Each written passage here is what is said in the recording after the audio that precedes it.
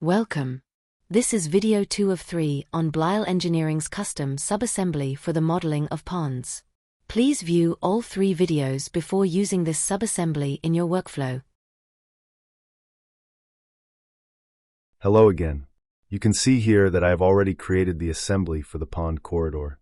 On the left side of the assembly, you have the subassembly that creates the safety shelf and the lower slope of the pond. On the right side, you can see the subassembly that creates the upper slope and berms of the pond. This upper portion is what we are concerned with in this video.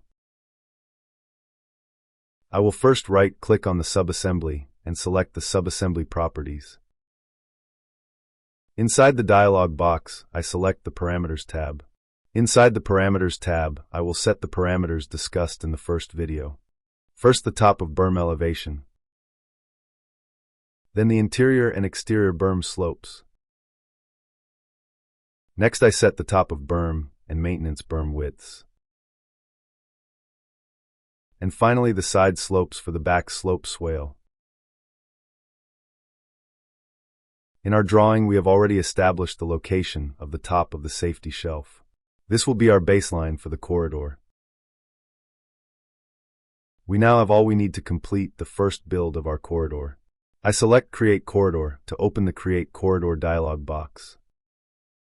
I will first name the corridor. I then use the drop-down to select my feature line as the baseline and the pond assembly I created for this pond. Lastly, I will set the target surface to the existing natural ground surface.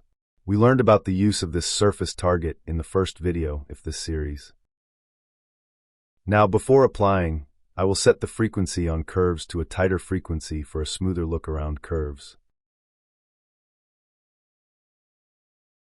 Now I am ready to build my corridor and inspect the initial results. It appears the subassembly has functioned properly by building the dam in the low areas and targeting the natural ground in the high areas.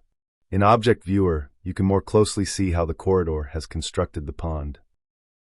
Our third and final video will cover adding the back slope swale, the last step needed to finish the pond. Thank you again for viewing our video. Please look for the third and final video of this series for the completion of how to create a pond with the help of this subassembly.